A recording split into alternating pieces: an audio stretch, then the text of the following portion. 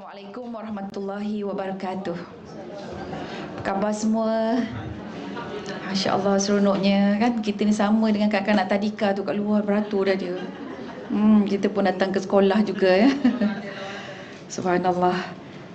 Mudah-mudahan Allah terima kita punya amalan, sebab antara perkara yang perlu kita lakukan di akhir zaman ini adalah banyakkan beramal. Maksudnya apa je amalan baik tu buat, dan salah satu daripadanya adalah menuntut ilmu. Dia ada dua benda, beramal, apa je yang kita dengar, yang Allah suruh kita buat. Yang kedua, menuntut ilmu. Yang itu kena lagi kuat, lagi akhir zaman lagi kuat. Tuan-tuan, kita ni rasanya macam ada lagi akhir zaman akan datang kan. So maksudnya cucu-cucu, cicit, keturunan kita tu, kita pastikan mereka melakukan dua benda ini. Terus melakukan amal baik, dan yang kedua adalah menuntut ilmu tanpa ada rasa putus asa ke, ataupun nak rasa berhenti, nak berehat ke, tidak ya. Tapi menuntut ilmu itu maksudnya ilmu agama. Dan hari ini bukan bermakna dia dah graduate, maksudnya dia tak perlu menuntut ilmu lagi ya. Jadi ilmu yang dimasukkan adalah ilmu yang mendekatkan diri kita kepada Allah. Baik, kita mulakan dengan Ummul Quran Al-Fatihah. Auzubillahi minasyaitonirrajim. Bismillahirrahmanirrahim. Alhamdulillahirabbil alamin, arrahmanirrahim, maliki yaumiddin. Iyyaka na'budu wa iyyaka nasta'in. Ihdinas siratal mustaqim, siratal ladzina an'amta 'alaihim, ghairil maghdubi 'alaihim waladdallin. Bismillahirrahmanirrahim. Allahumma aftah alaina hikmataka wanshur alaina min khadaini rahmatika ya arhamar rahimin. Rabbana zidna ilman nafi'ah. Amin. Amin ya rabbal alamin. Baik, muka surat 185, betul tak? Betul ya. Iaitu kita masuk perkara-perkara yang boleh membatalkan puasa, khusus bagi kaum wanita. Jadi bagi kaum wanita, kita yang lepas tu kita cerita berkenaan tentang fidyah kan, bermesraan pada siang hari di bulan Ramadan. So kita dah jelas dah benda tu. So sekarang ini tajuk dia rawatan meruang faraj dan ujian pap smear ketika berpuasa. Dia ada dua benda tu. Satu, membersihkan faraj dengan cara memasukkan jari kita satu ruas atau dua ruas. Biasanya kalau dua ruas tu kan dua keratan ni. Kalau yang dah berkahwin biasanya dua ruas. Kalau yang belum berkahwin satu ruas je cukup. Itu antara tips bagi meruang faraj ni ya, dan dia merupakan salah satu daripada budaya nenek-nenek kita, orang-orang tua-tua yang dahulu-dulu. Begitu juga dengan bidan-bidan ya, termasuk saya belajar juga meruang faraj ini daripada seorang staff nurse. Dia yang kalau tak pernah tahu pun. Yang ini basically tak silap saya daripada utara dia kuat juga untuk meruang faraj ni. Okey, jadi kita boleh tengok kolom yang pertama itu diceritakan tentang apa itu meruang faraj. Kolom pertama dengan kolom yang kedua. Jadi rawatan ini tujuan dia untuk apa? Mengelakkan bau busuk daripada faraj akibat kotoran darah haid atau darah nifas yang berbaki yang tertinggal dalam saluran faraj tersebut. Dan dia juga mencegah dari keputihan. So, maksudnya kat situ kita gosok sikit lah, bukan kita biarkan saja. Sebab wanita ini bila dah banyak discharge, dia tak jaga kebersihan di situ, kadang-kadang boleh menyebabkan pula pertumbuhan fungus kan, kulat-kulat yang boleh membahayakan kesihatan diri dia ataupun mungkin anak dalam kandungan ya. Jadi daripada fungus-fungus ataupun darah yang tersisa itu, dia boleh mengakibatkan beberapa jangkitan pula, macam cyst lah, fibroid lah, polip lah kan, atau na'udzubillah kanser pangkal rahim ya, dan sebagainya. Jadi meruang ini memastikan seseorang itu juga telah suci daripada darah haid ataupun nifas. Kan dia kata masukkan sikit kain putih ataupun kapas ya. Jadi itu juga salah satu daripada cara meruang. So ini meruang yang dimaksudkan dalam konteks ini, sebab ada pula yang berfahaman meruang tu sampai masukkan ke dalam yang dia kata korek lah, apalah itulah semua kan. Jadi yang itu dia agak lebih ekstrim kot. Kita tidaklah sampai ke situ. Okey. Jadi selain daripada jari, kita boleh gunakan putik kapas ataupun kain bersih. Ni kolom yang kedua tu, dia ada tunjukkan cara 1 inci ke 3 inci bagi wanita yang telah berkahwin. Kemudian ketika jari dimasukkan, tarik nafas sedalam-dalamnya sambil merenggangkan peha, kita lembutkan perut, tekan pada bahagian ari-ari, kemudian kita pusingkan jari celah-celah dinding tu sambil keluarkan lendir. Jadi tu cara dia tu, tengok dia punya itulah. Okey. So tidaklah sampai ke dalam ke semua Alright. Ada seorang doktor pakar pun, dia ini kisah suami dengan isteri, yang isteri dia baru 8 bulan mengandung tetapi dah nak bersalin. Jadi doktor kata tak boleh ada hubungan intim, sebab rupa-rupanya hubungan intim itu dia boleh stimulate, merangsang untuk melahirkan. Jadi memudahkan kelahiran itu. Itu salah satu daripadanya. Jadi doktor kata jangan ada hubungan intim lagi. Okey, sebab ialah dia dah ada keluar tanda, lepas tu dah terbuka dah 8 bulan kot. Baru 8 bulan kan. Dan kemudiannya kalau ada, dia kata even air mani itu sendiri dia boleh menyebabkan untuk contraction ataupun untuk so jadi doktor kata keluarkan. Maksudnya kalau dah ada air mani tu, minta maaf sebab saya cerita ni, dia kata keluarkan benda tu, bersihkan betul-betul, guna air dan juga dengan cara meruang. Macam tu Okey. Next adalah ujian pap smear. Tapi perempuan ada sebahagian doktor dia tak nak dengan meruang ni. Dengar dia meruang ni, apa benda beruang ke apa ke, macam itulah. Saya mungkin tidak tahu ataupun tak macam mana. Jadi ada sebahagian kata oh tak boleh tu, you masukkan jari je, jari tu pun dah nanti ada bakteria ke apa ke. Ada sebahagian tolak macam tu tapi ada sebahagian yang dia bolehlah menerimanya dengan syarat bersih ataupun hygiene. Okey, itu yang bab meruang. Terus ujian pap smear ni prosedur-prosedur yang semua tahu kan. Kita elok buat 3 tahun sekali. Ada yang kata buat setahun sekali. Ada yang tengok makcik dah buat pap smear belum? Dia tanya kan. Makcik dah menopause. Ini lagi kita kena tangkap, dia kata. Doktor kata ini lagi kita kena tangkap ni. Sebab bila dah menopause, dia maksudnya tidak subur lagi. Jadi kita takut dikhawatiri ada peninggalan ataupun sisa-sisa yang ada daripada tisu-tisu itulah. Okey. Baik, seterusnya tuan-puan, hukum dia yang kita nak tengok tu adalah hukum dia. Subhanallah kan, kalau tak belajar ni kita pun tak tahu, tak pernah dengan meruang, dengan pap smear tu rasa macam apa-apa je, biasa-biasa je kan. Tapi rupa-rupanya ada dia punya hukum dalam syarak kita, sebab dia boleh juga menjejaskan kita punya ibadah, khususnya ibadah puasa. So dalam bulan Ramadan kalau puasa elok-elak. Bulan Ramadan tu tak payahlah nak buat dua-dua ni, kalau tolong elakkan, sebab kita mazhab Syafi'i. So kalau mazhab Syafi'i, apa jua yang masuk di dalam rongga badan kita ni, okey, daripada hidungnya, telinganya, mulutnya, kemudian sampai kubul dan juga duburnya, batal kita punya saum kita ataupun puasa kita. Okey, itu pandangan mazhab Syafi'i. Manakala sebahagian ulama lain dia mengatakan tidak batal. Okey, mana tahu dapat menantu luar negara perempuan. Kena tahu juga kan.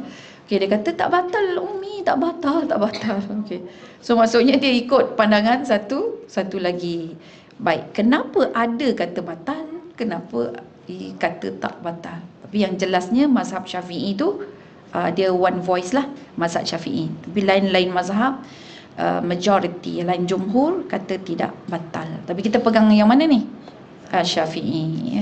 Jadi khilaf dia sebab mereka mentafsirkan maksud menahan diri itu.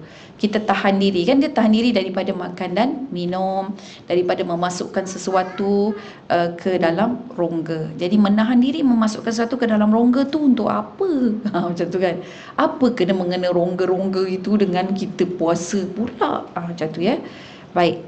Jadi satu pandangan mengatakan bahawa menahan diri dari makan dan minum ketika berpuasa itu adalah ta'abbudi. Okey, muka surat 187. Ta'abbudi. Apa maksud ta'abbudi? Ta'abbudi ni dia datang daripada kalimah ibadah. Kita berpuasa, kita dengar kena tahan diri kita tu semua sebab menahan diri itu adalah ibadah. Jadi dia ambil maksud ibadah itu sendiri. So kita tahan diri daripada makan dan minum, menahan itu adalah ibadah. Tanpa kita tahu sebab dan hikmah dia. Tak tahu sebab dan hikmah dia pun tak apa, sebab itu ibadah. Begitu ya. Alright. Kemudian yang kedua, dilihat kepada hikmah sebaliknya. Kenapa kena tahan?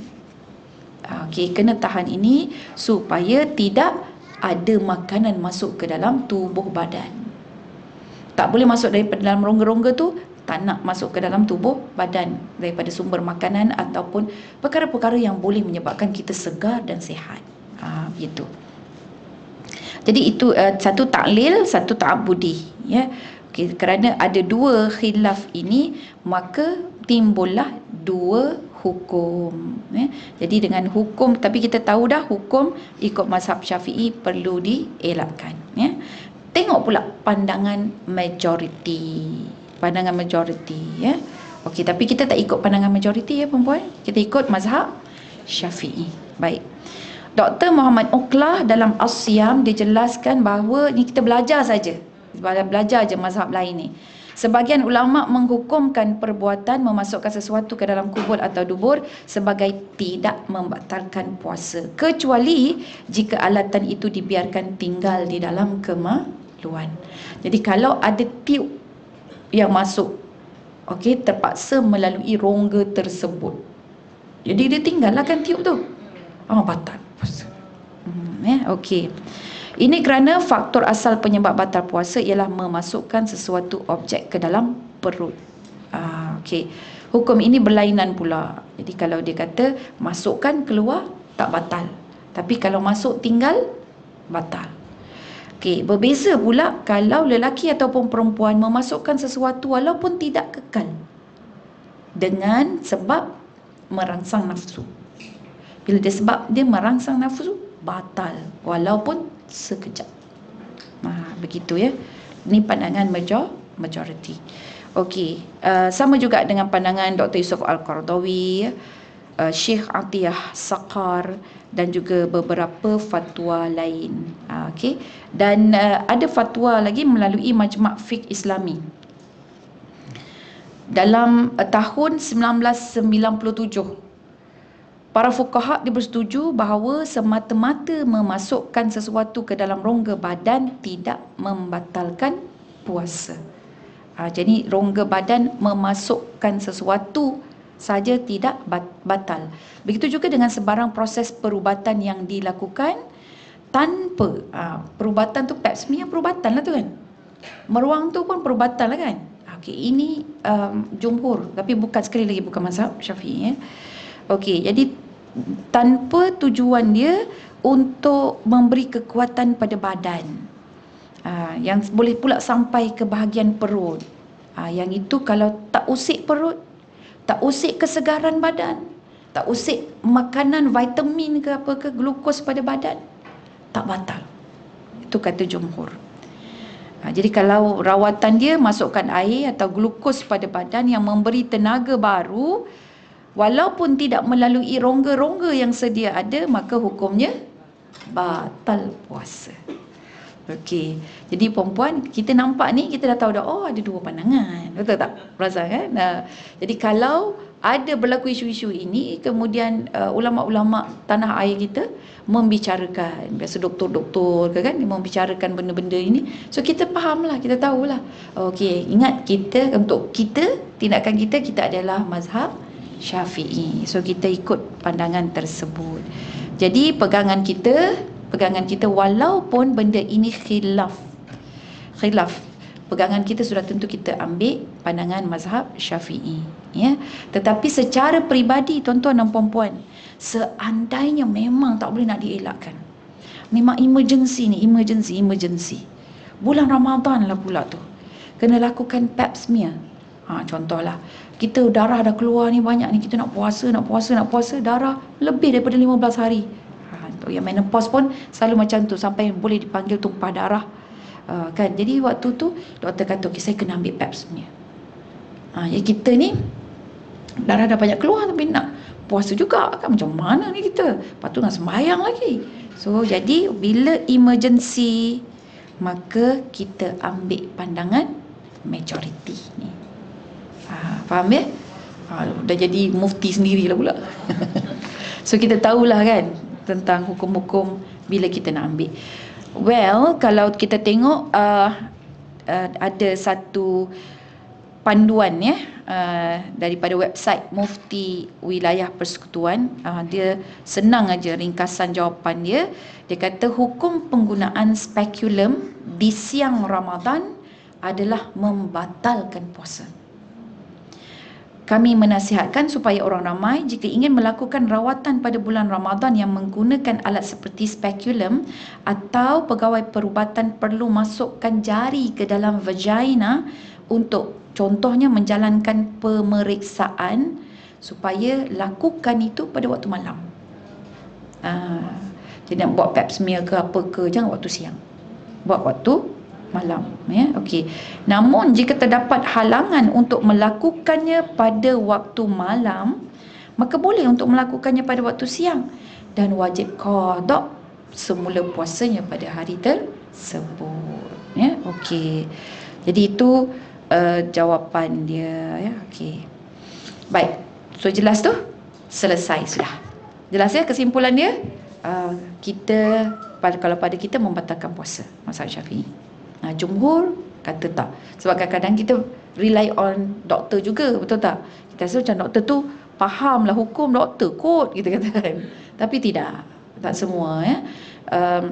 Kalau keluar negara contohnya, mungkin doktor kata tak batal. Jadi tak batal, kita pun sama juga ikut tak batal. Ada beberapa kes yang lepas tu, dia kata ini haid ini haid, dia kata kan, you ni je memang keluar darah haid lah, padahal orang tu dah 15 hari dah keluar haid. Jadi dekat situ dia punya hukum lah pula kan. Jadi tak boleh nak katakan sebulan itu dia jadi haid pula kerana hormon dia, ya. Okey. Baik, kita terus. Wanita terhenti haid pada malam hari puasa. Baik, apa isu dia ni? Isu dia adalah waktu puasa dalam bulan Ramadan bagi kita ini niat adalah waktu malam sebelum subuh. Jadi waktu malam tu sampai waktu early in the morning, pagi, waktu qiyam kita. Jadi kena berniat terlebih dahulu. Jangan azan subuh baru kita niat, ya. Dan niat kita ni samalah macam pergi umrah niat dekat mikot tu. Ya, jadi walaupun ada lintasan okey, no problem, tapi lintasan tu kena ada affirmation. Jadi affirm kita memang nak berpuasa, sebab kita daripada haram berpuasa kepada wajib berpuasa. Jadi kita elok niat, baharukan niat kita lagi, ya. Okey. Jadi wanita yang terhenti haid pada malam hari puasa, terhenti haid itu maksudnya dia dah suci lah pada waktu malam dan dia sempat berniat sebelum terbit fajar subuh, maka sah dia punya puasa. Sekalipun dia tak mandi hadas lagi. Dia mandi hadas tu waktu bila?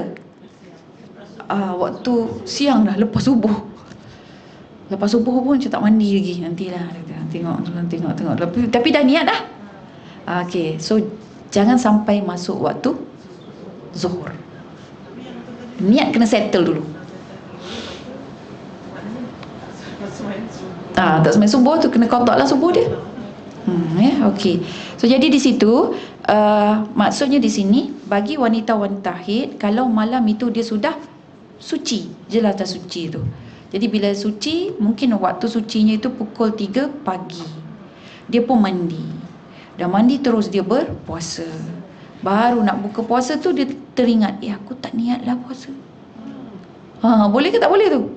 Tak boleh. Dia tidak dikira puasa. Jadi dia kena berniat. Jadi berniat malam ni, okey, dah habis bersih dah ni. Sebab dia kena suci daripada haid kan. Jadi dia suci daripada haid, dah ada tanda-tanda suci, dan dia berniat. Jadi berniat malam tersebut. Baik ya. Namun jika puasa tersebut adalah puasa sunat, kelonggaran tempoh berniat dipanjangkan. Dipanjangkan. So jadi ingat ya, orang yang tak mandi dah subuh lah berlalu tu, dia berdosa lah kerana tidak sembahyang subuh.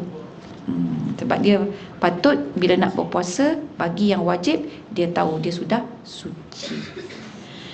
Baik, daripada Sayyidatina Hafsah radhiyallahu anha, baginda sallallahu alaihi wasallam bersabda, sesiapa yang tidak berniat untuk berpuasa sebelum fajar, maka tiada puasa baginya. Ya, okey. Baik. Seterusnya bab 9, haji dan umrah. Masuk dah haji dan umrah. Kemampuan menunaikan haji. Jadi menunaikan haji dan umrah bagi wanita. Lebih-lebih lagi kalau dia bermusafir sendirian. Menunaikan haji dan umrah adalah ibadah yang dituntut oleh Islam. Bahkan bagi mereka yang tak berkemampuan sekalipun, ya, tak ada kemampuan, tak ada duit pun, kan, diwajibkan berniat dan berusaha sedaya upaya. Ada azam. Niat itu bukan niat yang kat mikot tu ya. Jadi niatnya maksudnya kena ada azam sungguh-sungguh nak melakukan haji dan juga umrah. Okey. Sebab haji itu adalah pelengkap kepada rukun Islam, ya. Ada sebuah hadis, ini dalil dia.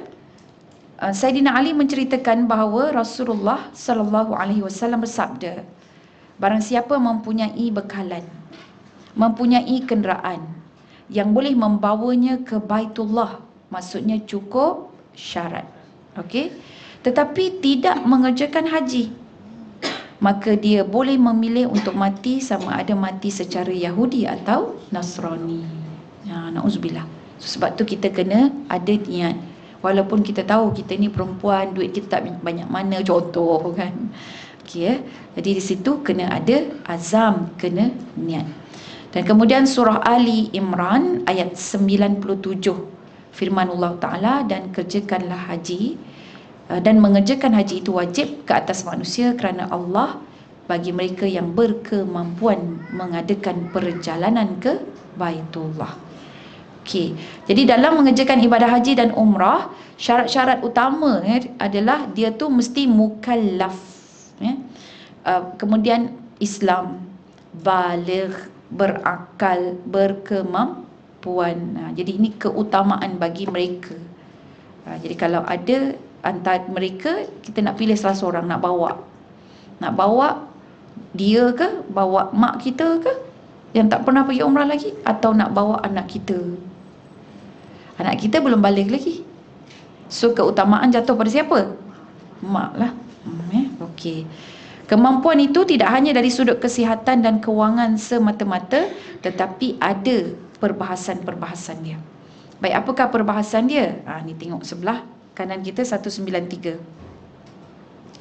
Muka surat 193. Pertama, keselamatan dia terjamin. Okey. Kemudian yang kedua, pengangkutan ada selamat dan sesuai. Yang ketiga, perbelanjaan untuk diri dan juga untuk tanggungan dia. Kemudian peluang, mempunyai kesempatan untuk mengerjakan haji. Maksudnya ada kuota dia. Okey, dan yang kelima, mahram bagi wanita perlu ditemani oleh suami ataupun mahram seperti wali dia. Okey. Tapi di Mekah sekarang ni boleh dah tanpa mahram. Tanpa mahram boleh dah. So bila boleh, bermaksud perjalanan itu selamat. Ya, jadi kalau kita kenapa nak pergi dengan mahram ni? Sebab mahram inilah yang akan menjaga kita. Bukan hanya kerana kita perempuan ya, tapi itu tanggungjawab lelaki untuk memastikan keselamatan wanita-wanita yang berada dalam tanggungjawab dia. Baik, 194 mengerjakan umrah kerana tidak mampu menunaikan haji. Ni kota tak dapat-dapat lagi ni.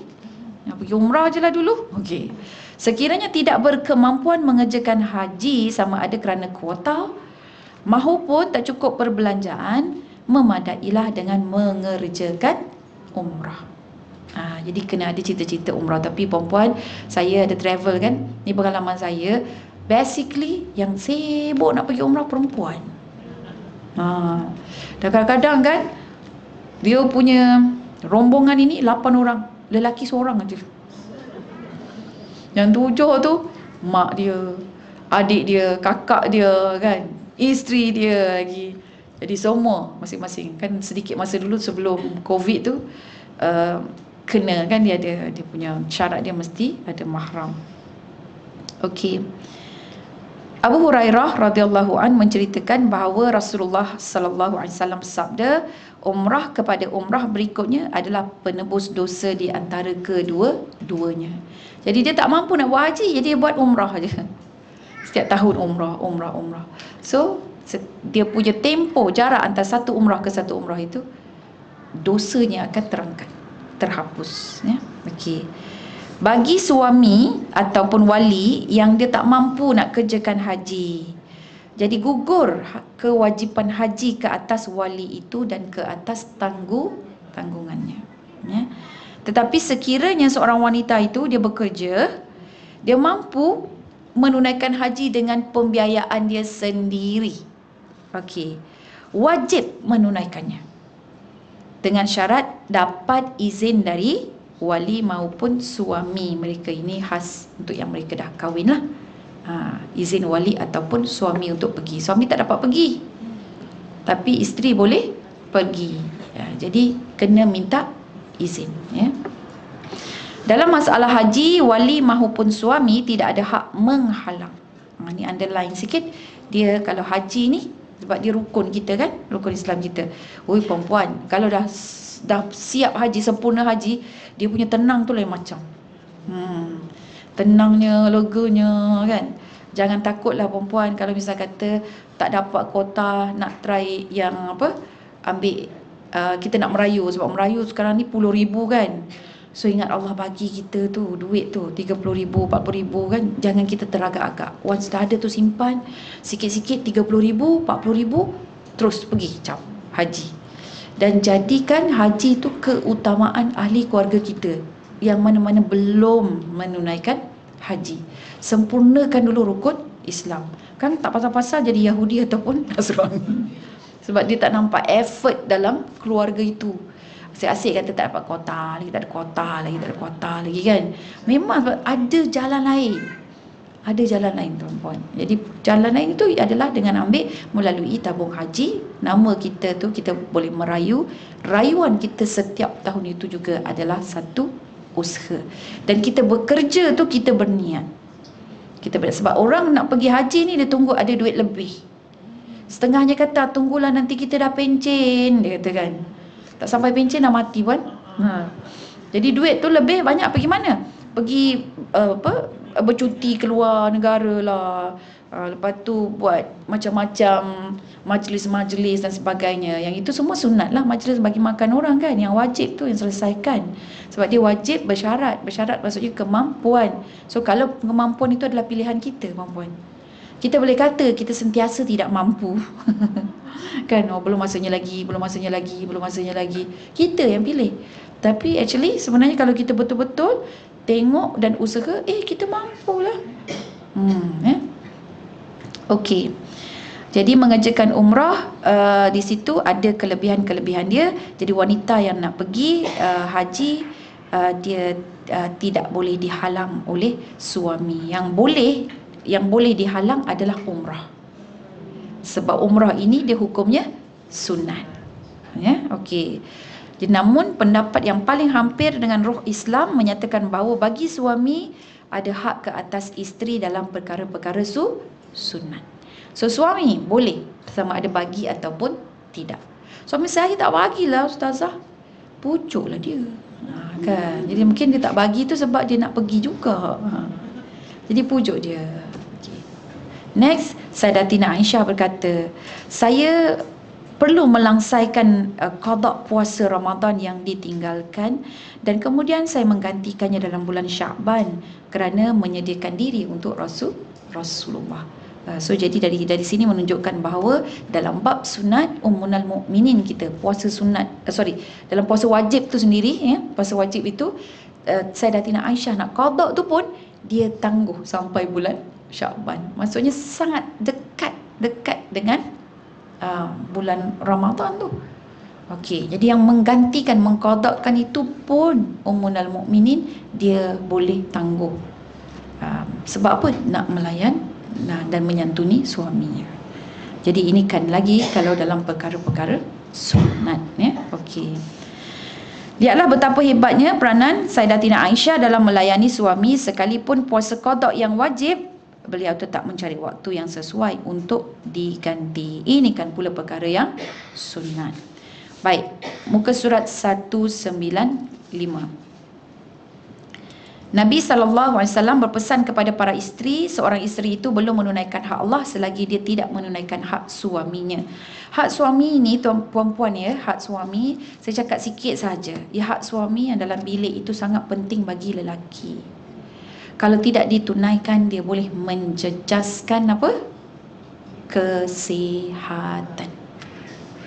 Bukan kesihatan kita, kesihatan dia. Sebab kalau kita ni sedih ke, kita gembira ke, kan? Kita sedih, menangis. Kita gembira pun, menangis. Release dah. Hormon-hormon kita keluar di celah-celah air mata itu. Tetapi lelaki tidak. Lelaki kalau dia tidak release itu, dia akan sakit kepala.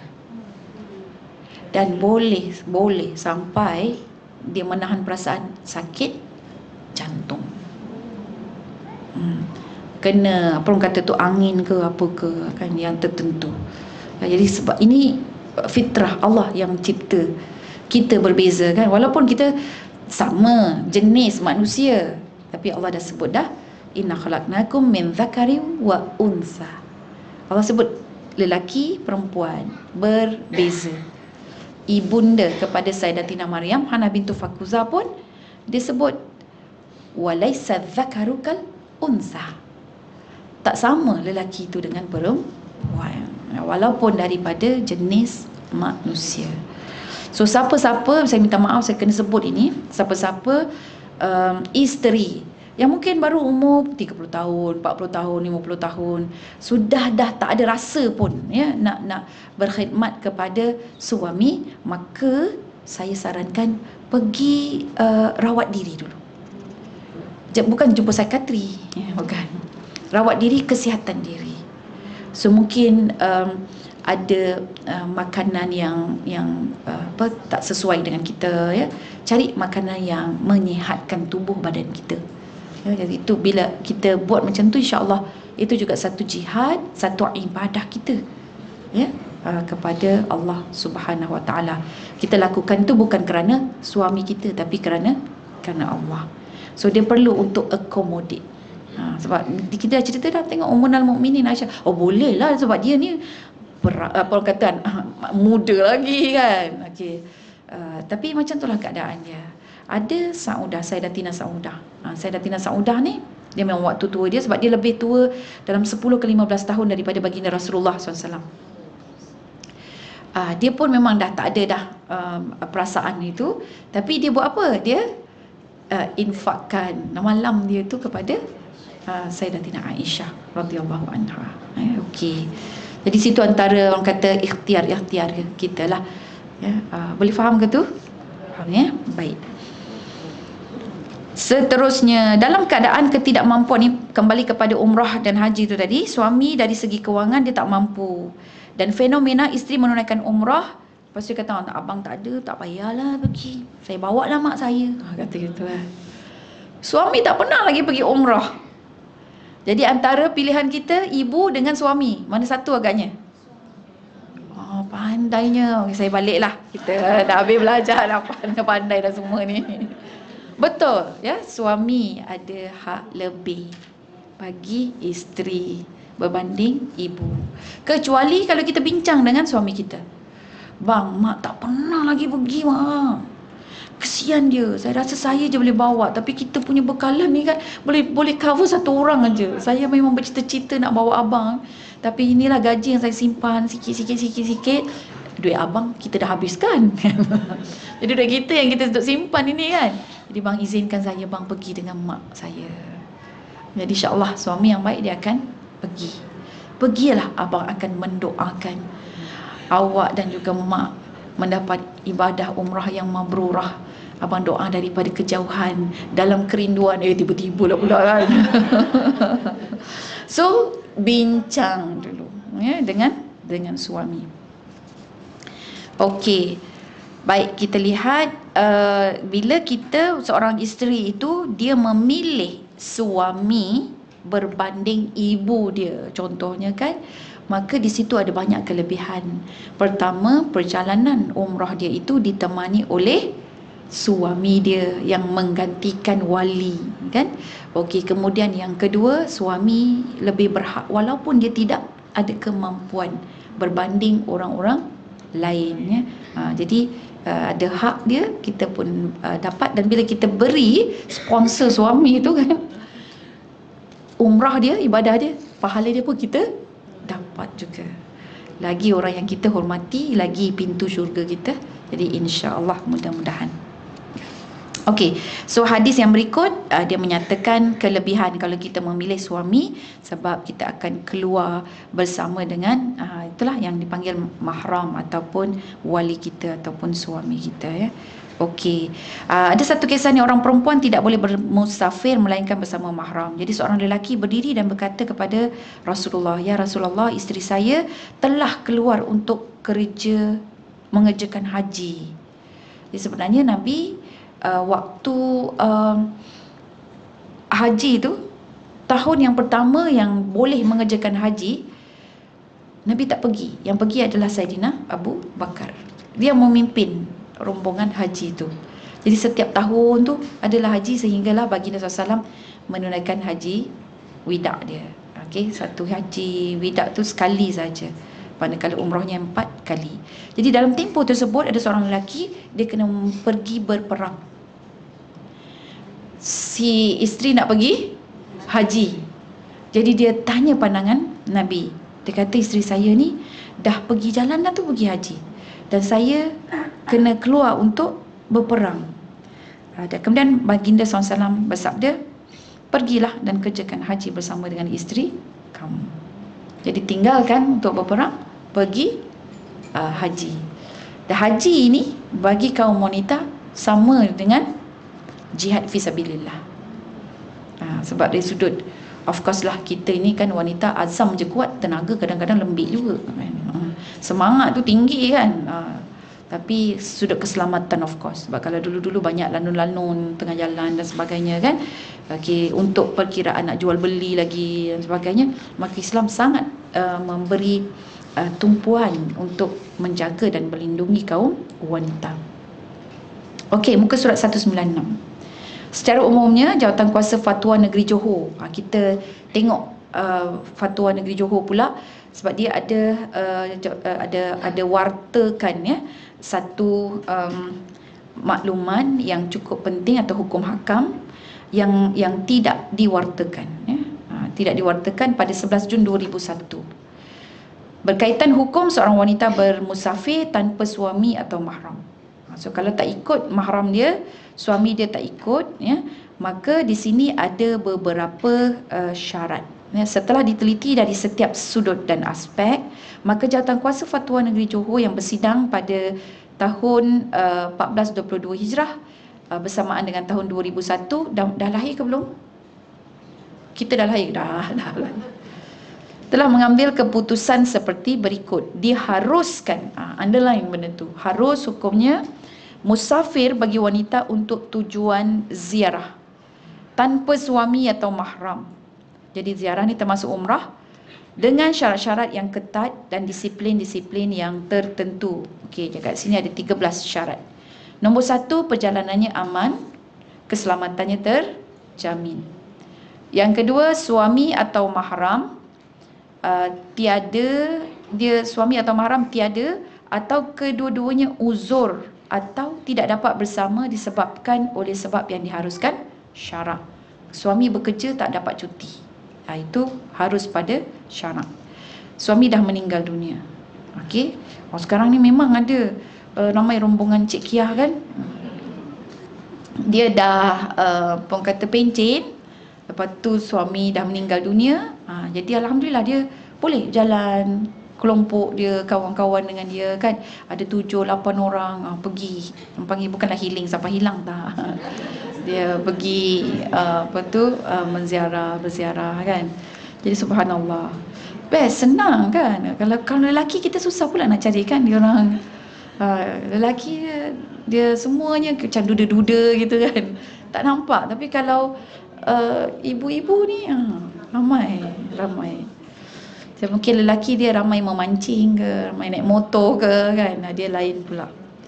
Kalau ada suami, yang ketiga tu mendapat keizinan suami atau mahram. Yang keempat, bersama dalam kenderaan yang menghimpunkan ramai penumpang seperti kapal terbang. Jadi maksudnya dia berada dengan kelompok yang besar. Walaupun dia kawan-kawan dia 5 ketul saja contohnya. Tapi bila dia berjalan itu perjalanan yang selamat sebab orang semua naik kapal terbang contoh ya. Yang kelima, bersama dengan kumpulan perempuan yang boleh dipercayai dan solehah. Yang keenam, perjalanannya tidak menimbulkan fitnah dan keraguan. Okey. Pergi dengan siapa? Adalah. Jadi syak sangka gitu ya. Yang ketujuh, wanita tersebut dari golongan yang sudah berumur, confirm. Bawa je lah minyak panas banyak-banyak ya. Yang ke-8, tujuannya untuk ziarah mengeratkan silaturahim. Maksudnya ziarah itu adalah ziarah mahmudah. Perjalanan musafir dia adalah musafir yang terpuji ya. Okey, atau ziarah orang sakit atau memenuhi jemputan. Yang ke-9, perjalanannya mempunyai matlamat tertentu yang diharuskan oleh syarak. Bukan semata-mata melancong, berkelah atau dalam bentuk suka-suka sahaja. So yang ini tuan-puan, letaklah niat healing kan. Jadi healing tu terangkatlah nak melancong suka-suka kan. Jadi healing tu bagi kita ketenangan kan. Sebab maklum baru dah 4 bulan 10 hari contohnya. Jadi kita pun nak keluar. Jadi ambil niatkan macam Nabi dalam keadaan sukar pun Allah Subhanahu Wa Taala bawa dia mengembara dalam Isra dan Mi'raj. Jadi kata, ya Allah, terimalah pelanconganku ini ataupun perjalananku ini sebagai ibadah. Jadi kita tambah niat itu. Yang ke-10, mempunyai perbelanjaan yang cukup. Okey, pergi dan balik. Baik. Kemudian kesihatan dia baik, tidak mengidap penyakit kronik yang boleh membebankan diri dia dan orang lain. Kemudian memakai perhiasan yang sederhana. Janganlah pakai rantai sampai jalan bongkok gitu kan. Bahaya tuan-puan ya. Okey. Yang ke-13, wanita yang hendak pergi itu mestilah dari golongan orang yang mempunyai maruah dia, ya, maruah yang baik. Yang ke-14, bukan dalam iddah kematian suami. Ustazah, saya dah tempas daripada tahun lepas Ustazah. So kalau tahun lepas dia kena burn lah. Burn. Kalau kita dalam iddah kematian. Kalau iddah cerai, tak apa, boleh. Yang iddah cerai ni dia 3 bulan 10 hari tu dia kena diberi nafkah. Kalau keluar pun masih lagi kena minta izin suami. Sebab suami tu macam suami macam tak, macam suami macam tak. Waktu dalam iddah tu lah. Tapi dia still lagi confirm kena bayar nafkah kita. In fact perjalanan kita ini, kalau itu boleh kita tuntut sebab, tapi dia bukan nafkah dia, bukan under nafkah. Tapi kalau kita boleh tuntut, dia pun boleh sponsor. Ya, okey.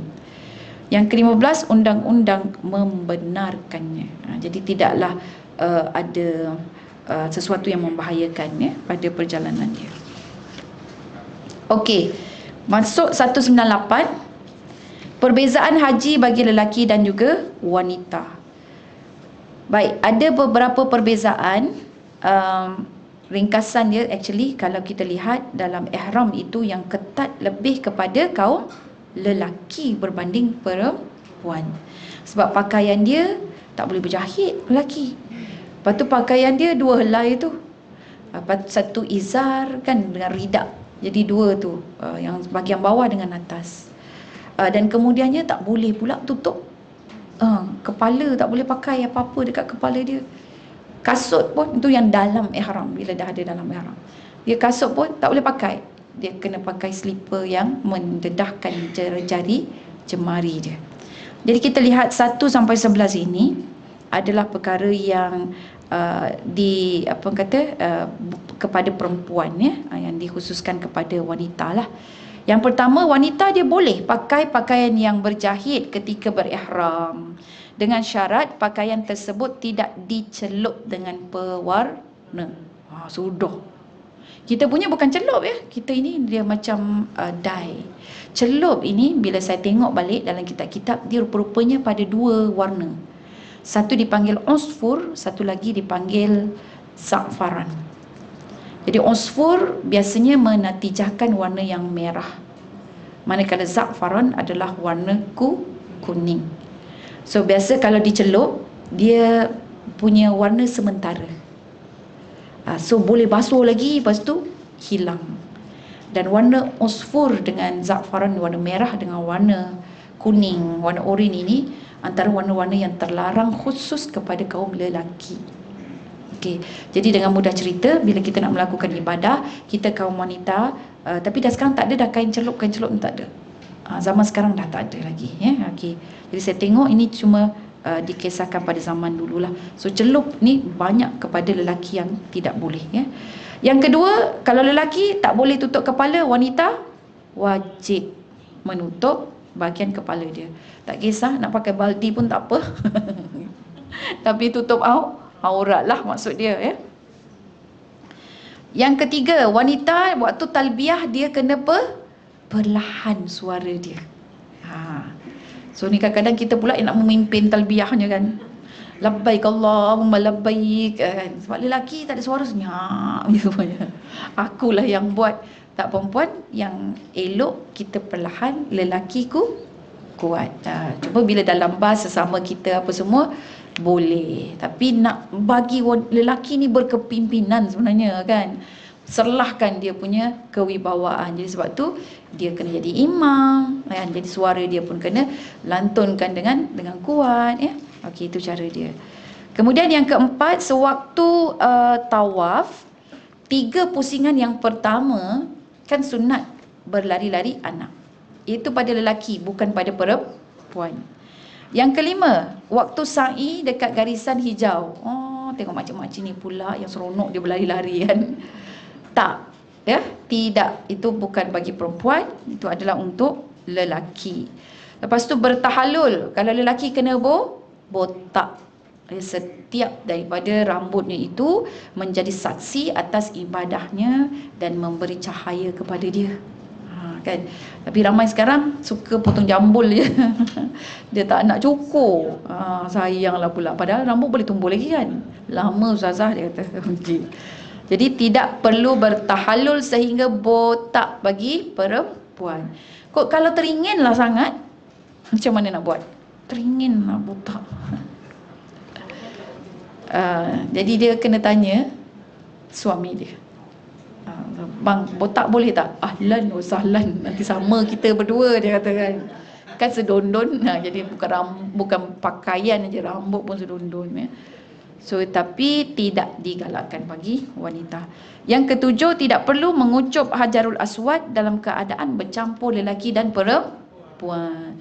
Tapi sekarang ni kalau dia pandai, perempuan sebelah kanan, lelaki biasa sebelah kiri ya. Okey. Hanya memadai mengisyaratkannya dengan melambaikan tangan kepadanya sahaja. Tapi waktu melambaikan tangan jangan sampai terdedah aurat kita kalau kita dalam keadaan ihram. But actually bukan dalam keadaan ihram pun kena tutup juga kan. Okay, ketika dalam keadaan haid, wanita tidak perlu membayar dam kerana meninggalkan tawaf wida. Lelaki kalau sakit ya. Okey. Ketika dalam keadaan haid, wanita tidak perlu membayar dam kerana terlewat membuat tawaf ifadah pada hari-hari menyembelih. Ni untuk haji. Tidak perlu berasak-asak ketika tawaf, bahkan memadai tawaf di pinggiran sahaja. Ke-11 tidak perlu wukuf berhampiran dengan Jabal Rahmah. Okey. Banyak kelonggaran untuk wanita kan? Sayangnya Islam dengan wanita ini. Kalau tak terasa juga, tak perasan juga, tak tahulah. Okey. Baik, kita tengok pula haji dan umrah wanita haid. Masalah haid sering merunsingkan wanita. Sebab kita waktu haji ni, masalah kita haid lah ya. Tapi saya tak sarankan sebab waktu haji kita ada tempoh yang panjang. Saya secara jujur tidak menyarankan perempuan untuk mengambil pil pencegah haid. Bila sampai di sana perempuan, sewaktu saya bertugas pernah untuk haji, yang banyak masalah adalah mereka yang mengambil pil perancang pula, pil penahan. Itu yang banyak. Jadi kalau ada begini, Ustazah macam mana ni Ustazah? Darah saya tak habis-habis keluar, nitik. Saya pertama yang saya katanya, puan ambil pil penahan ya? Ya Ustazah. Majority. Saya dua kali haji. Haji pertama saya pun macam tu juga. So ini isteri prof, isteri doktor kan, isteri doktor akademik, bukan medical doctor. Jadi dia kata, macam mana ni, saya dah nak tawaf ifadah, dah keluar dah kan, dia punya darah. Lepas tu saya dah ambil pil, dia yang terus terang bagi tahu kan, saya dah ambil pil dah ni, dia kata, tapi keluar juga. Kenapa? Saya masa tu macam kawan-kawan masih muda lagi lah, 30 tahun kan. So saya kata, ambil pil. Saya tak ambil pil. Dia tahu dia ambil pil. Saya tahu boleh ambil, tapi saya tak ambil. Jadi nampak yang tak ambil ini semua rasa macam tak ada masalah. Sebab haji tempoh dia panjang. And in fact kalau kita bersama dengan tabung haji ni, dia akan banyak memudahkan urusan kita. Seandainya dalam tempoh itu, tempoh kita nak selesaikan tawaf ifadah kita nak balik dah. Kita sebenarnya yang problem dia sebab nak balik je. Takut tarikh balik itu terkena dengan waktu kita nak tawaf itu. Atau kita tak sempat nak tawaf ifadah, dah nak balik. Yang itu saja problem dia. Yang lain tak ada masalah. Kan? Jadi yang kita tengok kita punya tarikh itu, kalaulah terkena dengan tarikh kita pulang ke Malaysia, kita bagi tahu dia orang boleh usahakan untuk swab. Bukanlah delay kapal terbang kerana kita ya, tapi boleh swab. Atau ada je cara mereka ni untuk membantu kita. Tabung haji antara pengurusan yang terbaik ya, di Tanah Suci sana. Ada lagi yang terbaik Jepun lah setakat ni, walaupun kita tengoklah Jepun sikit je. Tapi Malaysia so far, walaupun kita rasa kita merungut dalam rungutan kita tu, masih jauh lebih baik. Okey. Baik, seterusnya pertama adalah dengan cara semula jadi. Yang kedua, sekiranya tidak mampu memahami dengan baik masalah haji dan umrah wanita haid, maka eloklah mengambil pil pencegah haid. Tapi saya tak sarankan tuan-puan sebab dia lagi jadi bela nanti. Dah lah tak faham. Orang yang nak ambil ni kan betul-betul faham. Dan kalau dah tak faham ambil pil pencegah, ingat boleh bercegah. Tak. Kita merancang, Allah juga merancang. So yang paling mudah adalah pergi secara semula jadi. Secara semula jadi kita rekod kita pun jelas. Kalau kita nak explain pada ustazah-ustazah ataupun musyrifah kita di sana, pembimbing kita, jadi dia nampak je kita pun jelas. Nanti kalau tak asyik cakap apa, tapi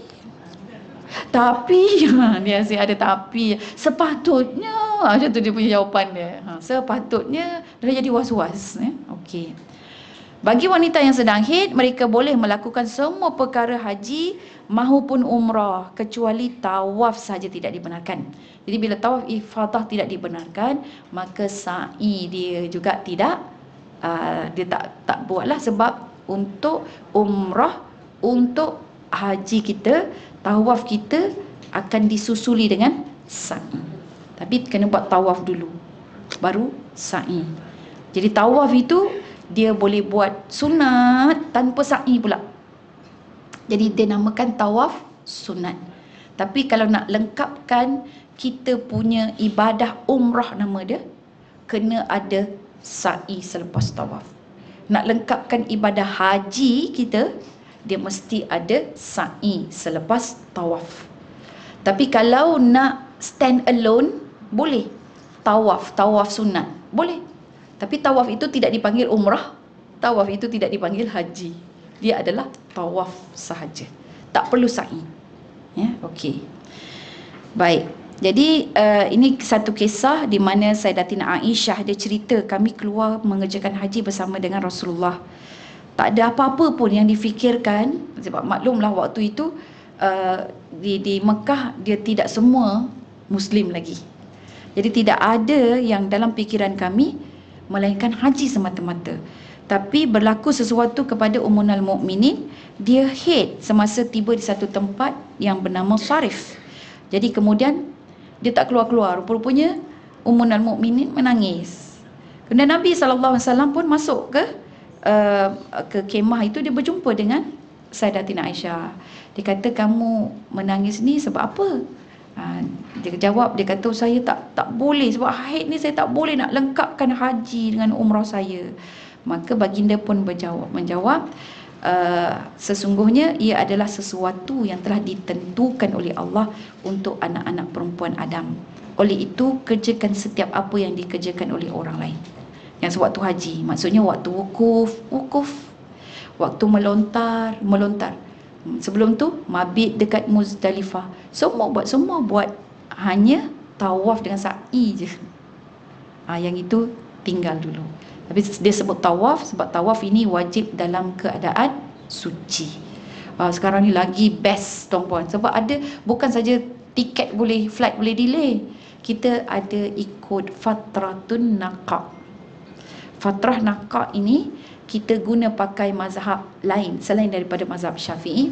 Seandainya darah tidak keluar daripada kita tawaf tu sampai habis tawaf, tak keluar darah, so basically dia ambil dalam tempoh dulu 24 jam, sekarang dia tukar kepada 4 jam. So dalam tempoh 4 jam tu tak keluar darah kita. Biasa kan? Darah kita tak keluar, dia zikir, kadang-kadang petang tu baru keluar lagi. Tak keluar 4 jam tu, cepat mandi, lepas tu tawaf. Lepas tawaf kita sa'i. Masuk pusingan sa'i kedua, terasa panas saja. Maksudnya keluar darah itu, sah sudah kita punya tawaf. Sebab sa'i tidak disyaratkan dalam keadaan suci. Jadi sebab tu saya kata, tak payahlah ambil buat. Nanti banyak masalah. Ya. Okey. Panduan haji dan umrah bagi wanita haid. Jadi haji ni ada beberapa tuan-puan, insya-Allah sambung next class ya. Okey. Haji ifrad ada, haji tamattu ataupun qiran. Semuanya ditentukan melalui umrah. Jenis umrah tu baru kita tahu ini haji apa. Subhanallah, dah habis dah fiqh kelas kita, fiqh wanita. Nanti akan masuk kelas lain. Jadi puan-puan yang dikasihi, insya-Allah jumpa lagi. Aku qauli hadza wa astaghfirullahal azim li wa lakum wa billahi taufiq wal hidayah. Wassalamualaikum warahmatullahi. Ada soalan ya puan? Pasal muka surat 197. Ya, betul. Boleh. Tapi dia kena minta izin, suami dia kena benarkan. Sebab status suami dia tu masih kekal lagi.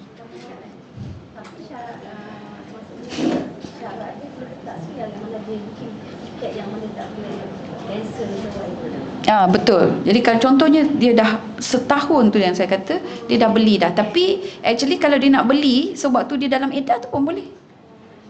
Dia yang kita kena bezakan iddah kematian dengan iddah cerai. Iddah cerai kita dia cuma perlukan izin suami je. Perlukan izin suami untuk keluar, untuk pergi mana-mana. Masih perlu lagi. Berhias apa semua boleh. Sebab dia tidak ada tanggungan ihdad. Ihdad itu terhad. Yang kata kena mana ni boleh bercantik-cantik, apa masalah dia? Yang itu yang meninggal. Yang meninggal saja dia kena ada berkabung. Jadi kalau yang bercerai tak ada. Dia tidak terikat pun dengan apa-apa, malah digalakkan untuk diberhias. Ya, tujuan dia berhias itu adalah supaya tidak jadi bercerai. Gitu. Boleh.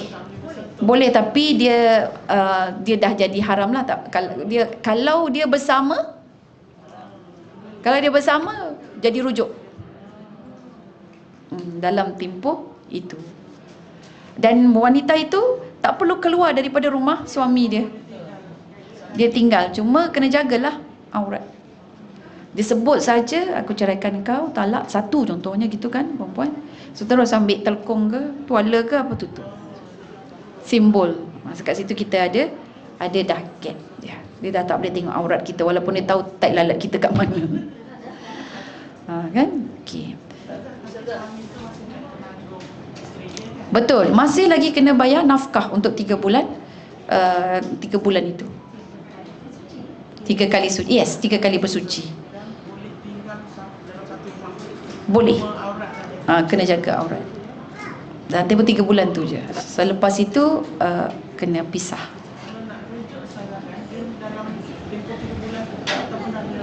Dalam tempoh 3 bulan tu. Dan kalau nak rujuk tanpa nikah kembali. Jadi nama rujuk itu adalah dalam tempoh 3 bulan tersebut. 3 kali suci itu. 3 kali suci dia berbeza kan. Kadang-kadang perempuan 1 bulan 2 kali dia hit. Perempuan saya jumpa 1 orang dalam sejuta. Dia ada 2 kemaluan ataupun 2 faraj. Dua-dua aktif pula tu. Dan 1 bulan dia 2 kali period. Sebab dua aktif.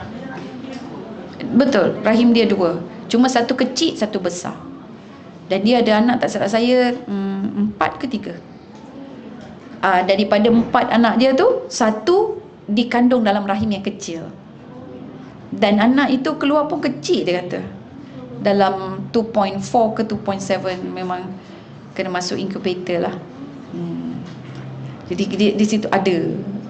So kalau begitu dia punya hukum dia ni, yang ni untuk dia khusus, yang 1 dalam sejuta tu mungkin kita kena tengok balik pandangan daripada mazhab-mazhab lain, mana yang sesuai untuk dia. Maksudnya dalam keadaan dia itu yang dia ada 2 apa orang kata tu 2 rahim. Okey. Ya, sila. Wanita tidak dibenarkan berasa asap untuk tak yang masuk dalam berasa. Ya. Tapi sekarang ini dia ada waktu-waktu untuk dihijri Ismail tu bagi perempuan. Jadi bagi masa sekarang ini boleh lagi lah. Sebab benda-benda tu actually sunat. Kalau tawaf berasak juga. Tapi sebab wajib kan, kita ngadap lah. Sa'i pun ada masanya memang bersesak-sesak tu. Lagi bila kita nak buat U-turn tu kan, bila kita dah naik tu dah berlanggar-langgar apa semua gitu, berasak-asak juga. Tapi sebab benda itu adalah wajib yang perlu kita sempurnakan. Cuma yang sunat ini kita ada pilihan untuk tidak, kerana nak mengelakkan yang berasak-asak tersebut. Tetapi kalau nak buat pun tak mengapa. Kena pandai bawa diri sebagaimana bawa diri dalam tawaf dan juga sa'i. Melontar pun macam tu, tapi melontar sekarang Masya Allah senang. Melontar sekarang senang dengan lapangnya lagi kan. Siap boleh posing. Okey. Okey, ada soalan lagi? Dalam kiraan 5, 4, 3, 2, 1. Alhamdulillah, insya-Allah. Suratul As dan tasbih kafarah ya bagi kelas saya. Subhanakallahumma wa bihamdika asyhadu an la ilaha illa anta astaghfiruka wa atubu ilaik.